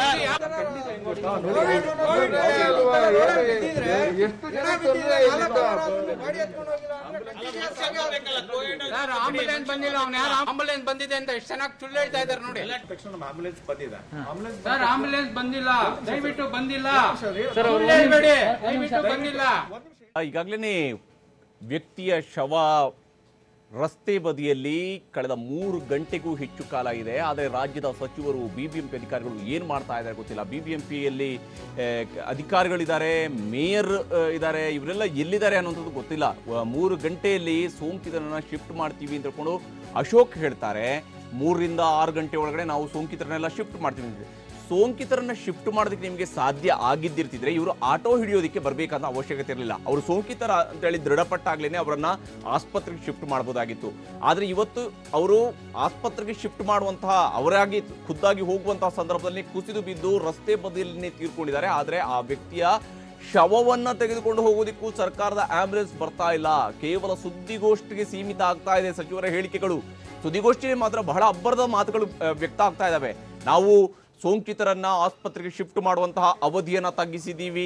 ನಾವು ಪ್ರತಿ ವಾರ್ಡ್ಗೆ 2 ಆಂಬ್ಯುಲೆನ್ಸ್ಗಳನ್ನು ಡೆಪ್ಯೂಟ್ ಮಾಡಿದ್ದೀವಿ. 400 ಆಂಬ್ಯುಲೆನ್ಸ್ಗಳಿದ್ದಾವೆ. ನಾವು ಈಗ ಇಲ್ಲಿ ನೀವು ನೋಡ್ತಾ ಇರುವಂಥದ್ದು ನೇರ ದೃಶ್ಯ. ಇದು ಆ ಹನುಮಂತನಗರದ ರಸ್ತೆಯಲ್ಲಿ ಇರುವಂತಹ ಶವವನ್ನು ತೆಗೆದುಕೊಂಡು ಹೋಗೋದಕ್ಕೆ ಮಾಡಿರುವಂತಹ ವ್ಯವಸ್ಥೆ ಯಾವ ಅವ್ಯವಸ್ಥೆಗೆ ಹೋಗಿದೆ. ರಾಜಧಾನಿಯ ಸ್ಥಿತಿ ಎಲ್ಲಿಗೆ ಬಂದು ತಲುಪಿದೆ. ಚೀನಾದಲ್ಲಿ ನಾವು ಇಂತಹ ಸುದ್ದಿಯನ್ನು ನೋಡಿದ್ವಿ. ರಸ್ತೆ ಬದಿಯಲ್ಲಿ ಶವ ಬಿದ್ದಿರುವಂತಹದ್ದ ಸುದ್ದಿಯನ್ನು ಚೀನಾದಲ್ಲಿ ನೋಡಿದ್ವಿ. ನಾವು ಮುಂಬೈಯಲ್ಲಿ ಇಂತಹ ಸುದ್ದಿಯನ್ನು ನೋಡಿದ್ವಿ. ಆದರೆ ನಮ್ಮ ಬೆಂಗಳೂರಿನಲ್ಲೂ ಕೂಡ ಇಂತಹ ಸ್ಥಿತಿ ಬರಬಹುದು ಅಂತ ಹೇಳುವಂಥದ್ದನ್ನು ನಾವು ಕನಸಲ್ಲೂ ಕೂಡ ಊಹಿಸಿರಲಿಲ್ಲ. ಆದರೆ ಇದು ವಾಸ್ತವ. ಹನುಮಂತನಗರದಲ್ಲಿ ಇವತ್ತು ಈ ರೀತಿಯಾದಂತಹ ಘಟನೆ ನಡೆದಿದೆ. ಅವರು ಸೋಂಕಿತರು ಅನ್ನುವಂಥದ್ದು ದೃಢಪಟ್ಟಿದೆ. ಬಳಲಿಕೆ ಶುರುವಾಗಿದೆ. ಅವರನ್ನು ಆಸ್ಪತ್ರೆಗೆ ಶಿಫ್ಟ್ ಮಾಡಿರಲಿಲ್ಲ ಸರ್ಕಾರ. ಅವರಿಗೆ ಪಾಸಿಟಿವ್ ಬಂದ ನಂತರವೂ ಕೂಡ ಅವರೇ ಖುದ್ದಾಗಿ ನಮ್ಮ ಜೊತೆಗೆ ಬಿಬಿಎಂಪಿ ಆಯುಕ್ತರಾಗಿರುವ ಅನಿಲ್ ಕುಮಾರ್ ಅವರಿಗೆ ನಮ್ಮ ಜೊತೆಗೆ ಸಂಪರ್ಕದಲ್ಲಿದ್ದಾರೆ. ಅನಿಲ್ ಕುಮಾರ್ ಅವರಿಗೆ ಯಾಕೆ ಒಬ್ಬ ಸೋಂಕಿತನನ್ನ ಶಿಫ್ಟ್ ಮಾಡೋದಕ್ಕಿರುವಂತಹ ಸಮಸ್ಯೆ ಏನು, ಏನಾಗ್ತಾ ಇದೆ ಬಿಬಿಎಂಪಿ ವ್ಯಾಪ್ತಿಯಲ್ಲಿ ಅಂತ? ಈಗ ನೀವು ಫೋನ್ ಮಾಡಿದ ತಕ್ಷಣ ನಾನು ಫೋನ್ ಮಾಡಿ ಇನ್ಫಾರ್ಮೇಶನ್ ಕಲೆಕ್ಟ್ ಮಾಡಿದೆ. ಓಕೆ, ನಮ್ಮ ಆಂಬ್ಯುಲೆನ್ಸ್ ಹೋಗಿದೆ ಅವ್ರನ್ನ ಕಲೆಕ್ಟ್ ಮಾಡ್ಕೊಳಕ್ಕೆ. ಅವರು ಮನೆಯಿಂದ ನಡ್ಕೊಂಡ್ ಬಂದಿದ್ದಾರೆ. ಓಕೆ, ನಡ್ಕೊಂಡ್ ಬಂದು ಆಂಬ್ಯುಲೆನ್ಸ್ ಹತ್ತುವಾಗ ಅವ್ರು ಅಲ್ಲೇ ಕೊಲಾಪ್ಸ್ ಆಗಿ ಅಲ್ಲೇ ತೀರ್ಕೊಂಡಿದ್ದಾರೆ. ಅವ್ರನ್ನ ಈಗ ತಕ್ಷಣ ಆಂಬ್ಯುಲೆನ್ಸ್ ನಲ್ಲಿ ಈಗಾಗಲೇ ಶಿಫ್ಟ್ ಮಾಡಿದ್ದಾರೆ. ಶಿಫ್ಟ್ ಮಾಡಿ ಅವ್ರಿಗೆ ಅನಿಲ್ ಕುಮಾರ್ ಅವರೇ, ಸಾರಿ, ನೀವು ಈ ರೀತಿಯ ಮಾತುಗಳನ್ನ ನಿಮ್ಗೆ ಯಾರು ಇನ್ಫಾರ್ಮೇಶನ್ ಕೊಟ್ಟರು ಅನ್ನೋದು ಗೊತ್ತಿಲ್ಲ. ಕಳೆದ 3 ಗಂಟೆಯಿಂದ ಶವ ಅಲ್ಲಿ ರಸ್ತೆ ಬದಿಯಲ್ಲಿ ಇದೆ ಅನ್ನುವಂಥದ್ದನ್ನ ಅಲ್ಲಿನ ಸ್ಥಳೀಯರು ಹೇಳ್ತಾ ಇದ್ದಾರೆ. ಆದ್ರೆ ತಾವು ಹೇಳ್ತಾ ಇದ್ದೀರಿ ಇಲ್ಲ, ಅಲ್ಲಿ ಆಂಬ್ಯುಲೆನ್ಸ್ ಇದೆ, ಆಂಬ್ಯುಲೆನ್ಸ್ಗೆ ಬಂದಾಗ ಅವರಲ್ಲಿ ಬಿದ್ರು, ತಕ್ಷಣ ಆಂಬ್ಯುಲೆನ್ಸ್ ಅಲ್ಲಿ ತಗೊಂಡೋದ್ರು. ಇದು ಯಾವ ರೀತಿಯ ಸಮರ್ಥನೆಯನ್ನು ಕೊಡ್ತಾ ಇದ್ರಿ ಅರ್ಥ ಆಗ್ತಾ ಇಲ್ಲ ಅನಿಲ್ ಕುಮಾರ್ ಅವರೇ. ಅಲ್ಲಲ್ಲ, ನಾನು ಈಗ ತಕ್ಷಣ ನೀವು ಫೋನ್ ಮಾಡಿದ ತಕ್ಷಣ ನಾನು ಫೋನ್ ಮಾಡಿ ನಮ್ಮ ಹೆಲ್ತ್ ಆಫೀಸರ್ ಹತ್ರ ಮಾತಾಡಿದೆ. ಓಕೆ, ನಮ್ಮ ಹೆಲ್ತ್ ಆಫೀಸರ್ ಹೇಳಿದ್ದು ಹನುಮಂತ ನಗರದ ಕೇಸಲ್ಲಿ ಅವರು ಮನೆಯಿಂದ ವ್ಯಕ್ತಿ ನಡ್ಕೊಂಡು ಬಂದು ಆಂಬ್ಯುಲೆನ್ಸ್ ಹತ್ತುವ ಸಂದರ್ಭದಲ್ಲಿ ಅವ್ರು ಕೊಲಾಪ್ಸ್ ಆದ್ರು. ಓಕೆ, ಏನಿವೆ ಅದನ್ನ ನಾನು ತನಿಖೆಯನ್ನ ಮಾಡಿಸ್ತೀನಿ. ತನಿಖೆ ಮಾಡಿ ಯಾರು ಕೊಲಾಪ್ಸ್ ಆಗಿ 3 ಗಂಟೆ ಕಳೆದಿದೆ ಅನಿಲ್ ಕುಮಾರ್ ಅವರೇ. ಬಹುಶಃ ತಮ್ಗೆ ಯಾವ ರೀತಿಯಾದಂತಹ ಮಾಹಿತಿಯನ್ನು ಅಲ್ಲಿನ ಹೆಲ್ತ್ ಆಫೀಸರ್ ಕೊಟ್ಟಿದ್ದಾರೆ ಗೊತ್ತಿಲ್ಲ. ಆದ್ರೆ ಇಲ್ಲಿರುವಂತಹದ್ದು ಅವ್ರ ಗಂಡ ಹೆಂಡತಿ ಇಲ್ಲಿ ನಮ್ಗೆ ಅಲ್ಲಿ ಸ್ಥಳೀಯರು ಹೇಳಿರುವಂತಹ ಮಾಹಿತಿಯನ್ನ ತಮ್ಮ ಗಮನಕ್ಕೆ ತರ್ತೀನಿ. ಗಂಡ ಹೆಂಡತಿ ಇಬ್ರು ಕೂಡ ನಡ್ಕೊಂಡು ಬಂದ್ರು, ಆಟೋದಲ್ಲಿ ಹೋಗ್ಬೇಕು ಅನ್ನೋ ಕಾರಣಕ್ಕಾಗಿ ಬಂದ್ರು. ಆದ್ರೆ ಆ ಸಂದರ್ಭದಲ್ಲಿ ಅವ್ರು ಕೊಲಾಪ್ಸ್ ಆದ್ರು ಅನ್ನುವಂಥದ್ದು. ಹಲೋ, ನಾನು ಮಾತಾಡೋ ಸಂದರ್ಭದಲ್ಲಿ ಕೂಡ ಅಂತ ಇದ್ದಾರೆ. ಓಕೆ ಅಂತ ಹೇಳಿ ಈಗಲೂ ನಾವು ನೇರ ಪ್ರಸಾರದಲ್ಲೇ ತೋರಿಸ್ತಾ ಇದೀವಿ. ಯಾಕಂದ್ರೆ ಬಹುಶಃ ನೀವು ಹೇಳಿದ ರೀತಿಯಲ್ಲಿ ಅಥವಾ ನಿಮಗೆ ಹೆಲ್ತ್ ಆಫೀಸರ್ ಹೇಳಿರುವಂತಹ ರೀತಿದ್ದೇ ಆಗಿದ್ದಿರ್ತಿದ್ರೆ ಯಾರಿಗೂ ಕೂಡ ಇದನ್ನ ಲೈವ್ ಮಾಡೋದಕ್ಕೆ ಸಾಧ್ಯ ಆಗ್ತಿರ್ಲಿಲ್ಲ. ಯಾಕಂದ್ರೆ ಅವರು ಅಲ್ಲಿ ಆಂಬ್ಯುಲೆನ್ಸ್ ಹತ್ರ ಹತ್ತುವಾಗ ಅವರು ಕೊಲಾಪ್ಸ್ ಆದ್ರು, ಆ ನಂತರ ಆಂಬ್ಯುಲೆನ್ಸ್ ಅಲ್ಲಿ ತಗೊಂಡು ಹೋದ್ರು ಅಂತ ಹೇಳಿ ಅನ್ನೋಂಥದ್ದೇ ನಿಜ ಆಗಿರ್ತಿದ್ರೆ ಯಾರೂ ಕೂಡ ಇದನ್ನ ನೇರವಾಗಿ ತೋರಿಸೋದಕ್ಕೆ ಸಾಧ್ಯ ಇರಲಿಲ್ಲ. ಆದ್ರೆ ಇವತ್ತು ನಾವು ನೇರ ದೃಶ್ಯದಲ್ಲಿ ತೋರಿಸ್ತಾ ಇದ್ವಿ ಅನಿಲ್ ಕುಮಾರ್ ಅವರು ಇದನ್ನ. ಅಲ್ಲಿಯ ಘಟನೆ ಏನ್ ನಡೆದಿದೆ ಅನ್ನೋದ್ರ ಬಗ್ಗೆ ಈಗಷ್ಟೇನೆ ಅಲ್ಲಿ ಆಂಬ್ಯುಲೆನ್ಸ್ ತಲುಪಿದೆ. ನಾವು ಇದನ್ನ ವರದಿ ಮಾಡಿ ಆದ ನಂತರ ಆಂಬ್ಯುಲೆನ್ಸ್ ತಲುಪಿದೆ. ಅಷ್ಟೊತ್ತು ಆಂಬ್ಯುಲೆನ್ಸ್ ಕೂಡ ಬಂದಿರಲಿಲ್ಲ ಅಲ್ಲಿ. ಸರಿ ಸರಿ, ನಾನು ಅದನ್ನ ತನಿಖೆ ಮಾಡ್ತೀನಿ. ಯಾರು ತಪ್ಪಿತಸ್ಥರು ಅವ್ರ ಮೇಲೆ ಕ್ರಮ ತಗೊಳ್ತೀವಿ. ಆದ್ರೆ ಈ ರೀತಿಯಾದಂತಹ ಮಿಸ್ಲೀಡ್ ನಿಮ್ಮನ್ನೇ ಮಾಡಿದ್ರೆ ಹೆಲ್ತ್ ಆಫೀಸರ್ಗಳು ಕಾಮನ್ ಮ್ಯಾನ್ ಏನ್ ಮಾಡ್ಬೇಕು ಅಂತ ಅಲ್ಲ, ಅದು ತನಿಖೆ ಮಾಡ್ಸೋಣ. ತನಿಖೆ ಮಾಡಿದ್ಮೇಲೆ ಯಾರು ತಪ್ಪಿತಸ್ಥಿದ್ರೆ ಅವ್ರ ಮೇಲೆ ಕ್ರಮ ತಗೊಳ್ತೀವಿ. ನಮ್ಮಲ್ಲಿ ಈಗಾಗಲೇ ಮಿನಿಮಮ್ ಎಷ್ಟು ಗಂಟೆ ಬೇಕಾಗುತ್ತೆ ಒಬ್ಬ ವ್ಯಕ್ತಿಯನ್ನು ನಾವು ಹಾಸ್ಪಿಟಲ್ಗೆ ಶಿಫ್ಟ್ ಮಾಡೋದಕ್ಕೆ? ಒಬ್ಬ ಪಾಸಿಟಿವ್ ಬಂದಿರುವಂತಹ ವ್ಯಕ್ತಿಯನ್ನ ನಮಗೆ ವರದಿ ಬಂದ ನಂತರ 4 ಬಹುಶಃ ನಿಮ್ಮ ಧ್ವನಿ ಸ್ಪಷ್ಟ ಆಗ್ತಾ ಇಲ್ಲ. 4 ರಿಂದ 6 ಗಂಟೆ ಸಮಯ ಬೇಕಾಗುತ್ತೆ ನಮಗೆ ವರದಿ ಬಂದ ನಂತರ. ಓಕೆ, ಆದ್ರೆ ಇಲ್ಲಿಗ ಅವರೇ ಖುದ್ದಾಗಿ ಮನೆಯಿಂದ ಹೊರಟ್ಕೊಂಡು ಬಂದು ಹೋಗುವಂತ ಸ್ಥಿತಿ ಬಂತು ಅಂದ್ರೆ ಏನಿದು ಅಂತ. ಅವರು ನಮ್ಮ ಆಂಬ್ಯುಲೆನ್ಸ್ ಬರೋವರೆಗೂ ಸ್ವಲ್ಪ ಕಾಯ್ಬೇಕಾಗಿತ್ತು. ಅವ್ರು ಕಾಯ್ದೇನೆ ಉಸಿರಾಟ ತೊಂದರೆ ಆಗಿ ನಿಮ್ಮ ಆಂಬ್ಯುಲೆನ್ಸ್ ಬರದೇ ಇದ್ದಾಗ ಆ ವ್ಯಕ್ತಿಗಳು ಏನ್ ಮಾಡ್ಬೇಕು? ಆಸ್ಪತ್ರೆಗೆ ಹೋಗ್ಬೇಕಾ ಅಥವಾ ಮನೇಲೆ ಸಾಯ್ಬೇಕು ಅಂತ ಹಂಗಾದ್ರೆ ಅಂತ? ಇಲ್ಲ, ಆತರ ಇದ್ರೆ ಇಮಿಡಿಯೇಟ್ ಆಗಿ ನಾವು ಫೋನ್ ಮಾಡ್ತೀವಲ್ಲ, ನಾವು ಫೋನ್ ಮಾಡಿದಾಗ ಅವ್ರ ತಕ್ಷಣ ಹೇಳಿದ್ರೆ ನಮ್ಗೆ ಈ ಸೀರಿಯಸ್ ಆಗಿದೆ, ಬ್ರೆತ್ಲೆಸ್ ಇದೆ ಅಂತ ಹೇಳಿದ್ರೆ ನಾವು ಆದ್ಯತೆ ಕೊಡ್ತೀವಿ. ಆದ್ಯತೆ ಕೊಟ್ಟು ನಮ್ಮ ಆಂಬ್ಯುಲೆನ್ಸ್ ನ ಅಲ್ಲಿ ಕಳಿಸ್ತೀವಿ. ಯಾಕಂತ ಹೇಳಿದ್ರೆ ನಾವು ಮೊನ್ನೆ ಅಷ್ಟೇನೆ ಮೊನ್ನೆಯೂ ಕೂಡ ವರದಿ ಮಾಡಿದ್ವಿ. ಮಾಗಡಿ ರಸ್ತೆ ನಿವಾಸಿ ಒಬ್ಬರದು ಕೂಡ ಇದೇ ರೀತಿಯಾಗಿ ಆಯ್ತು. ಅವರು ಕೊನೆಗೆ ಖಾಸಗಿ ವೆಹಿಕಲ್ ಅಲ್ಲಿ ಹೋಗ್ಬೇಕಾದ ಪರಿಸ್ಥಿತಿ ಬಂತು. ಕೊನೆಗೆ ಶವ ಆದ್ಮೇಲೆ ವಿಕ್ಟೋರಿಯಾ ಆಸ್ಪತ್ರೆಗೆ ರವಾನೆ ಆಯ್ತದು. ಅಲ್ಲಿ ತನಕ ನಿಮ್ಮ ಬಿಬಿಎಂಪಿಯ ಯಾವ ಆಂಬ್ಯುಲೆನ್ಸ್ ಕೂಡ ಅವರನ್ನ ಹೋಗಿ ಕರೆದೊಯ್ಯುವಂತಹ ಕೆಲಸವನ್ನ ಮಾಡಿಲ್ಲ. ಅವರ ಆ ರೀತಿ ಆಗ್ಬಾರ್ದು. ನಾವು ಆದಷ್ಟು ಬೇಗ ಅಲ್ಲಿಗೆ ಖಂಡಿತ ಅನಿಲ್ ಕುಮಾರ್ ಅವರೇ, ಆದ್ರೆ ಇಲ್ಲಿ ವೈಫಲ್ಯ ಅಂತೂ ಬಿಬಿಎಂಪಿ ಕಡೆಯಿಂದ ಆಗಿದೆ ಅನ್ನೋದು ಸ್ಪಷ್ಟವಾಗಿ ಗೋಚರಿಸ್ತಾ ಇದೆ. ಧನ್ಯವಾದ ನಮ್ಮ ಜೊತೆಗೆ ಮಾತನಾಡಿದಕ್ಕಾಗಿ. ನೀವೇನೇ ಸಮರ್ಥನೆಗಳನ್ನ ಕೊಟ್ಕೊಳ್ಬಹುದು. ಈ ಹಂತದಲ್ಲಿ ನೀವೇನೇ ಸಮರ್ಥನೆಯನ್ನ ನೀವು ಕೇಳಿದ್ರು ಕೂಡ ಬಹುಶಃ ಇಲ್ಲಿ ಈಗ ಜಸ್ಟ್ ಯಾಕಂದ್ರೆ ಖಂಡಿತವಾಗ್ಲೂ ಕೂಡ ಇಲ್ಲಿ ನಿಮ್ಮ ಕಾರ್ಯವ್ಯಾಪ್ತಿಯ ಬಗ್ಗೆ ನಮ್ಗೆ ಗೌರವ ಇದೆ. ನಿಮ್ಮೇಲಿರುವ ಒತ್ತಡಗಳ ಬಗ್ಗೆ ಗೊತ್ತಿದೆ. ಆದ್ರೆ ಈ ರೀತಿಯಾಗಿ ಒಬ್ಬ ಸೋಂಕಿತ ಸಾವಿಗೀಡಾಗಿ 3 ಗಂಟೆ ನಂತರ ಶವ ತೆಗೆದುಕೊಂಡು ಹೋಗೋದಕ್ಕೆ ಸಾಧ್ಯ ಆಗೋದಿಲ್ಲ ಅಂತ ಹೇಳಿದ್ರೆ ಯಾವ ಸ್ಥಿತಿಯನ್ನು ನಾವು ಹೇಳ್ಬೇಕಾಗತ್ತೆ ಇದಕ್ಕೆ ಅಂತ? ಆ ರೀತಿ ಆಗಿದ್ರೆ ಖಂಡಿತ ನಮ್ಮ ಅಧಿಕಾರಿಗಳ ಮೇಲೆ ನಾನು ಕ್ರಮ ತೆಗೆದುಕೊಳ್ತೀನಿ. ಎಸ್, ಧನ್ಯವಾದ ಅನಿಲ್ ಕುಮಾರ್ ಅವರೇ. ಟಿವಿ ನ್ಯೂಸ್ ಜೊತೆ ತಮ್ಮ ಅಭಿಪ್ರಾಯವನ್ನ ಶೇರ್ ಮಾಡ್ಕೊಂಡಿದ್ದಕ್ಕಾಗಿ. ಇದು ಬಿಬಿಎಂಪಿ ಆಯುಕ್ತರು ಹೇಳ್ತಾ ಇರುವಂತದ್ದು. ಈಗ ಸೋಂಕಿತರ ಜೊತೆಗೇನೆ ಅವರ ಪತ್ನಿ ಕೂಡ ಹೋಗ್ತಾ ಇದ್ದಾರೆ, ಅವರು ಮಾತನಾಡ್ತಾ ಇದ್ದಾರೆ. ಮತ್ತೆ ಅವ್ನು ಬರ್ಲೇ ಇಲ್ಲ. ನಾವು ಕಣ್ಣಲ್ಲಿ ನೋಡ್ಲಿಲ್ಲ, ಅವ್ನು ಬರ್ಲೇ ಇಲ್ಲ. ಸರಿ, ನಮ್ಮ ಯಜಮಾನ್ರು ಬರ್ತಾ ಇದ್ರು ಅಲ್ಲಿ. ನಾನು ಹೋದೆ, ಬರುತ್ತೆ ಗಾಡಿ ನಿಲ್ಸನ ಅಂದ್ಬಿಟ್ಟು ನಾನು ಆ ಶೆಟ್ಟಿ ಅಂಗಡಿ ಹತ್ರ ನಿಂತೇ ಇದ್ದೀನಿ. ಇವರು ನಿಧಾನಕ್ಕೆ ನಾನು ಬರ್ತೀನಿ, ನೀನು ಹೋಗುತ್ತ ಕೊಡೆ ಹಿಡ್ಕೊಂಡು ಬಂದ್ರು. ಅಲ್ಲಿಂದ ಇಲ್ಲಿಗೆ ಬಂದಿದ್ದಾರೆ ಅಷ್ಟೇ ಅವರು. ಸರಿ ಅಂದ್ಬಿಟ್ಟು ನಾನು ಯಾಕೆ ಇಷ್ಟೊತ್ತಾದ್ರೂ ಬರ್ಲಿಲ್ವಲ್ಲ, ಆಗ್ಲೇ 10 ನಿಮಿಷ ಆಗೋಗ್ಬಿಡ್ತು, ಬರ್ಲೇ ಇಲ್ಲ ಇವರು. ಅದಕ್ಕೆ ನಾನೇನ್ ಮಾಡಿದೆ, ಮತ್ತೆ ಬಂದೆ ತಿರ್ಗಾ ನಾನು. ಇವ್ರು ಸುಸ್ತಾಗಿ ಎಲ್ಲ ಕೂತಿರ್ತಾರೆ ಅಂದ್ಬಿಟ್ಟು ಬಂದ್ ನೋಡ್ರೆ ಇಲ್ಲಿ ಬಿದ್ದೋಗ್ಬಿಟ್ಟಿದ್ದಾರೆ. ಏನು ಬಂದಿಲ್ಲ. ಇಲ್ಲೂ ಎಲ್ಲಾರು ಮಾಡ್ತಾ ಇದ್ರು, ಫೋನ್ ಮಾಡ್ತಿದ್ರು, ಡಾಕ್ಟರ್ಗಳು ಬಂದ್ರು, ನೋಡಿದ್ರು ಅಷ್ಟೇ. ನಮ್ಗೆ ಮಕ್ಳಿಲ್ಲ. ನಮ್ಮ ಮೈದನ್ ಮಗನ ನಾವು ಮಗ ಅಂತ ನಾವು ಇದು ಮಾಡ್ಕೊಂಡಿರೋದು. ನಾವು ಮೊನ್ನೆ ಯಾವತ್ತು ಸೋಮವಾರ ಕೊಟ್ಟಿದ್ದು, ಇವತ್ತು ಹೇಳಿರೋದು ಅವರು. ಈಗ ಅವ್ರು ಹೇಳ್ತಿದ್ದಾರೆ ಹಾರ್ಟ್ ಅಟ್ಯಾಕ್ ಇಂದ ಸತ್ತಿದ್ದು ಅಂತನಾ ಆಗಿದೆ ಅಂತ ಹೇಳ್ತಾರೆ. ಟೆಸ್ಟ್ ಮಾಡಿದವರಿಲ್ಲ, ಗೊತ್ತಿಲ್ಲ. ಟೆಸ್ಟ್ ಮಾಡಿರೋದು ಅದು ಅವ್ರ ಹತ್ರನೇ ಇದೆ. ಎಸ್, ಈಗ ನಮ್ಮ ಜೊತೆಗೆ ಆರ್ ಅಶೋಕ್ ಅವರೀಗ ಸಂಪರ್ಕದಲ್ಲಿದ್ದಾರೆ. ಅಶೋಕ್ ಅವರೇ, ಬೆಂಗಳೂರಿನಲ್ಲಿ ಸೋಂಕಿತ ವ್ಯಕ್ತಿ ಮೃತಪಟ್ಟು 3 ಗಂಟೆಗಳ ಕಾಲ ರಸ್ತೆ ಬದಿಯಲ್ಲಿ ಶವ ಬಿದ್ದಿದ್ರು ಕೂಡ ತೆಗೆದುಕೊಂಡು ಹೋಗದಂತಹ ಸ್ಥಿತಿ ಇದೆ ಅಂತ ಹೇಳಿದ್ರೆ ಏನಿದು ಅಶೋಕ್ ಅವರೇ? ಹಾಗಾದ್ರೆ ಇಲ್ಲ, ನನ್ನ ಗಮನಕ್ಕೂ ಈಗ ಬಂದಿದೆ. ನನ್ಗೆ ಅಲ್ಲಿ ಲೋಕಲ್ ಪೊಲೀಸ್ ಇಂದ ತಂದಿದ್ದೀರಿ. ಸೊ ಅವ್ರಿಗೆ ಪಾಸಿಟಿವ್, ಮನೇಲಿದ್ದಾಗೆ ಪಾಸಿಟಿವ್ ಅಂತ ಬಂದ ತಕ್ಷಣನೇ ಅವರು ಮೋಸ್ಟ್ಲಿ ಆಘಾತದಿಂದ ಏನೋ ತೀರ್ಕೊಂಡಿರ್ಬೇಕನ್ನೋ ಅಂತ. ಅಲ್ಲಿ ಅವರು ಅಶೋಕ್ ಅವರೇ, ತಮ್ಮ ಗಮನಕ್ಕೆ ಒಂದೆರಡು ಮಾಹಿತಿಯನ್ನ ತಮ್ಮ ಗಮನಕ್ಕೆ ಶಾರ್ಟ್ ಆಗಿ ತರ್ತೀನಿ. ಏನಂದ್ರೆ ಅವ್ರಿಗೆ ಪಾಸಿಟಿವ್ ಬಂದಿದೆ. ಅವರಿಗೆ ಸ್ವಲ್ಪ ಉಸಿರಾಟದ ತೊಂದರೆ ಏನೋ ಆಗಿದೆ ಅಂತೆ. ಆ ಸಂದರ್ಭದಲ್ಲಿ ಅವರು ಹೊರಗಡೆ ಬಂದಿದ್ದಾರೆ. ಅಂದ್ರೆ ಯಾವ ವೆಹಿಕಲ್ ಅಲ್ಲಿ ಹೋಗ್ಬೇಕಾಗಿದೆ ಅನ್ನೋ ಒಂದು ಕಾರಣಕ್ಕಾಗಿ ಹೊರಗಡೆ ಬಂದಿದ್ದಾರೆ. ಆ ಸಂದರ್ಭದಲ್ಲಿ ಅವರು ಕೊಲ್ಯಾಪ್ಸ್ ಆಗಿದ್ದಾರೆ, ರಸ್ತೆ ಬದಿಯಲ್ಲಿ ಕೊಲ್ಯಾಪ್ಸ್ ಆಗಿದ್ದಾರೆ. ಅವರ ಮನೆ ಮುಂದೆಯೂ ಅಲ್ಲ, ಬೇರೆಯವರ ಮನೆ ಮುಂದೆ ಕೊಲ್ಯಾಪ್ಸ್ ಆಗಿದ್ದಾರೆ, ಅಲ್ಲೇ ತೀರ್ಕೊಂಡಿದ್ದಾರೆ. 3 ಗಂಟೆ ಕಳೆದಿದೆ, ಅವರ ಶವವನ್ನು ಸಾಗಿಸೋದಕ್ಕೆ ಸಾಧ್ಯ ಆಗಿಲ್ಲ. ಫೋನ್ ಮಾಡಿದ್ರು ಕೂಡ ಆಂಬ್ಯುಲೆನ್ಸ್ ಬಂದಿಲ್ಲ ಅನ್ನುವಂಥದ್ದನ್ನ ಅಲ್ಲಿ ಸ್ಥಳೀಯರು ಹೇಳ್ತಾ ಇರುವಂಥದ್ದು. ಇದು ಹಾಗಾದ್ರೆ ಏನಿದು ವ್ಯವಸ್ಥೆ? ನೀವು ಹೇಳ್ತಾ ಇದ್ರಿ 4 ಗಂಟೆಯಲ್ಲಿ ನಾವು ಸಾಗಿಸೋದಕ್ಕೆ ವ್ಯವಸ್ಥೆನ ಮಾಡ್ತೀವಿ ಅನ್ನುವಂಥದ್ದು. ಜೀವಂತವಾಗಿನೂ ಅವ್ರನ್ನ ಕರ್ಕೊಂಡು ಹೋಗಕ್ಕಾಗಿಲ್ಲ, ಶವ ಆದ್ರ ನಂತರವೂ ಕೂಡ ಕರ್ಕೊಂಡು ಹೋಗಕ್ಕಾಗಿಲ್ವಲ್ಲ ಅಶೋಕ್ ಅವರೇ ಅಂತ? ಇಲ್ಲ, ಇದು ಬಹಳ ನೋವು ತರುವಂತ ಸಂಗತಿ. ಈ ತರ ಘಟನೆಗಳ ಒಂದೊಂದು ಆದಾಗ ನಿಜಕ್ಕೂ ಒಂಥರ ಮಾನವೀಯತೆ ಇಲ್ಲದೆ ರೀತಿಯಾಗಿ ಆಗ್ತಾ ಇದೆ. ಸೊ ನಾನೀಗ ನಿಮ್ದು ಫೋನ್ ಬಂದ ತಕ್ಷಣ ನಾನು ಅಲ್ಲಿ ಇನ್ಸ್ಪೆಕ್ಟರ್ ಮಾತಾಡಿದ್ದೀನಿ. ಇನ್ಸ್ಪೆಕ್ಟರ್ ಅಲ್ಲೇ ಇದ್ದಾರೆ, ಹೆಲ್ತ್ ಡಿಪಾರ್ಟ್ಮೆಂಟ್ ಅವರು ಅಲ್ಲೇ ಇದ್ದಾರೆ, ಇಬ್ರು ಅಲ್ಲೇ ನಿಂತಿದ್ದಾರೆ. ಈಗ ಒಂದು ಅರ್ಧ ಗಂಟೆ ಒಳಗಡೆ ಆಂಬುಲೆನ್ಸ್ ವ್ಯವಸ್ಥೆ ಮಾಡಿ ಅವ್ರನ್ನ ಕಳಿಸುವಂತ ಕ್ರಮ ತೆಗೆದುಕೊಳ್ತಾ ಇರುತ್ತೆ. ಇದು ನನ್ಗೂ ಬೇಜಾರಾಗ್ತಾ ಇದೆ. ಯಾಕಂದ್ರೆ ಇದು ಒಂಥರ ವಿಚಿತ್ರ ಕೇಸ್. ಇದು ಅಡ್ಮಿಟ್ ಆಗಕ್ ಮುಂಚೆನೆ ಅವನು ದಾರಿಯಲ್ಲೇ ಕುಸ್ತೋಗಿದ್ದಾನೆ ಅಂದ್ರೆ ಕೋವಿಡ್ ಇರೋದ್ರಿಂದ ಯಾರು ಮುಟ್ಟಕ್ಕೆ ಹೋಗಲ್ಲ. PPE ಕಿಟ್ ಬೇಕಾಗ್ತದೆ. ಯಾಕಂದ್ರೆ ಮಳೆ ಬರ್ತಾ ಇದೆ ಬೆಂಗಳೂರಲ್ಲಿ, ಈಗ ಮಳೆ ಬರ್ತಾ ಇದೆ. ಅಲ್ಲಿರುವಂತ ಜನ ಅವರೇ ಖುದ್ದಾಗಿ ತಾವೇ ಒಂದು ಪ್ಲಾಸ್ಟಿಕ್ ಅನ್ನ ಅದರ ಮೇಲ್ಗಡೆ ಬಾಡಿ ಮೇಲೆ ಹಾಕುವಂತ ಸ್ಥಿತಿ ಆಯ್ತು. ಹೌದೌದು ಸರ್, ನಾನು ಇಮಿಡಿಯೇಟ್ ಅದಕ್ಕೆ ಅಟೆಂಡ್ ಮಾಡಕ್ಕೆ ಹೇಳ್ತೀನಿ. ನಾನು ಮಾನಿಟರ್ ಮಾಡ್ತೀನಿ ಸರ್ ಅದನ್ನ. ಈಗ ಮಾನಿಟರ್ ಮಾಡಿ ಇಮಿಡಿಯೇಟ್ ಆಗಿ ಇನ್ನೊಂದು ಅರ್ಧ ಗಂಟೆಯಲ್ಲಿ ಅಲ್ಲಿಂದ ಬಾಡಿನ ಶಿಫ್ಟ್ ಮಾಡಕ್ಕೆ ವ್ಯವಸ್ಥೆ ಮಾಡಿ. ಮತ್ತೆ ಯಾಕೆ ಲೇಟ್ ಆಗ್ತಾ ಇದೆ ಅನ್ನೋದ್ರ ಬಗ್ಗೆ ಕೂಡ ಒಂದ್ ಸ್ವಲ್ಪ ಕ್ರಮ ಕೈಗೊಳ್ಳೋದಕ್ಕೆ ಏನಾದ್ರು ಮುಂದಾಗ್ತೀರಾ ಅಂತ? ಅಲ್ಲ, ಮಾಡ್ಬೇಕು ಈ ತರದ್ದು. ಯಾಕಂದ್ರೆ ಆಸ್ಪತ್ರೆಯಲ್ಲಿ ಆಗೋದೊಂದು ಅಥವಾ ಮನೆ ಒಳಗಡೆ ಆಗೋದೊಂದು, ಇದು ದಾರಿಯಲ್ಲಿ ಬರ್ಬೇಕಾದ್ರೆ ಆಗಿದೆ ಅಂತ ಹೇಳಿದ್ರೆ ದಾರಿಯಲ್ಲಿ ಅಂದ ತಕ್ಷಣನೇ ಇದು ಕಿಟ್ ಬರ್ಬೇಕು ಅಂದ್ರೆ ಡಾಕ್ಟರ್ಗಳು ಬರ್ಬೇಕು. ಈ ತರದ್ದು ದೊಡ್ಡ ಒಂದು ಸಮಸ್ಯೆ ನಿಮ್ಗೂ ಗೊತ್ತಿದೆ. ಎಲ್ಲಾ ಡಾಕ್ಟರ್ಗಳನ್ನ ನಾವು ಡೆಪ್ಯೂಟ್ ಮಾಡ್ಬಿಟ್ಟಿದ್ರಿ. 7 days ಅವರು ಕ್ವಾರಂಟೈನ್ಗೆ ಹೋಗ್ತಾರೆ. 7 days ಅರ್ಧ ಜನ ಮಾತ್ರ ಕೆಲಸ ಮಾಡಕ್ ಅವಕಾಶ ಇದೆ. ಸೊ ಏನೇ ಆದ್ರೂ ಸರ್ಕಾರದ ಕರ್ತವ್ಯ.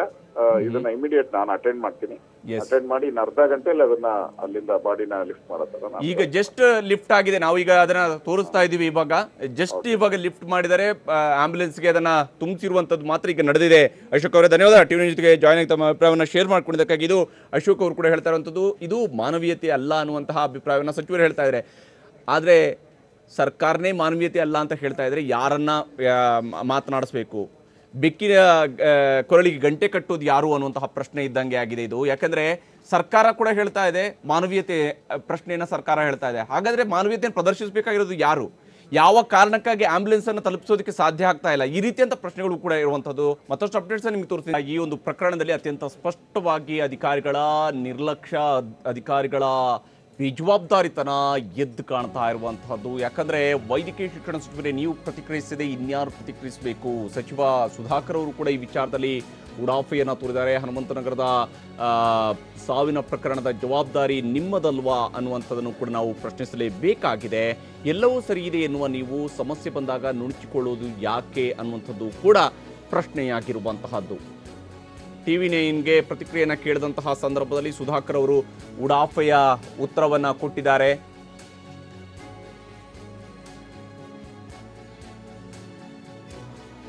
ಇದಕ್ಕೆ ನಾನೇನಪ್ಪ ಮಾಡಲಿ ಅನ್ನುವಂತಹ ರೀತಿಯಾದಂತಹ ಉತ್ತರವನ್ನ ಮಾತ್ರ ಕೊಟ್ಟಿದ್ದಾರೆ ಅವರು.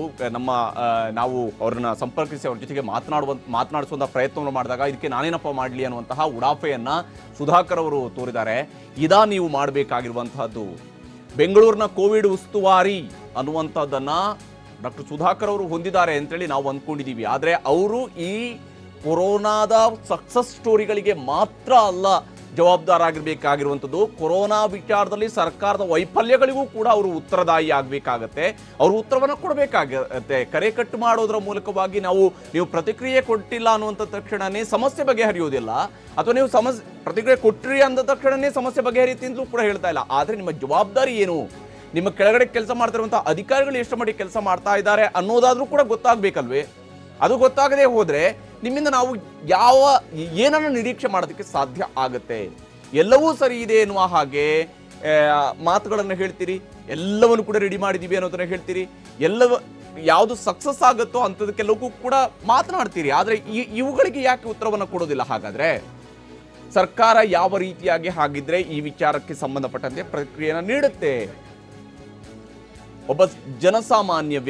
ಒಬ್ಬ ಸಾಮಾನ್ಯ ವ್ಯಕ್ತಿ ಕೊರೋನಾ ಸೋಂಕಿತನಾಗಿದ್ದಾನೆ, ರಸ್ತೆ ಬದಿಯಲ್ಲೇ ಸಾವಿಗೀಡಾಗಿದ್ದಾನೆ. 3 ಗಂಟೆಯಿಂದ ಆತನ ಶವ ಬೀದಿಯಲ್ಲಿ ಅನಾಥವಾಗಿ ಬಿದ್ದಿದೆ. ಅದನ್ನು ಕೊಂಡೊಯ್ಯೋದಕ್ಕೆ ಸಾಧ್ಯ ಆಗೋದಿಲ್ಲ ಅಂತ ಹೇಳಿದ್ರೆ ಇದಕ್ಕೆ ಉತ್ತರವನ್ನು ಕೊಡಬೇಕಾಗಿರುತ್ತದೆ ಯಾರು ಅನ್ನುವಂತಹ ಪ್ರಶ್ನೆ ಕೂಡ ಇದ್ದೇ ಇದೆ. ಇದು ಇವತ್ತಿನ ಇನ್ಸೈಡ್ ಸುದ್ದಿ. ನಿಮ್ಮ ನ್ಯೂಸ್ ರೂಮ್ ಪ್ರತಿದಿನ ರಾತ್ರಿ 9 ಗಂಟೆಗೆ.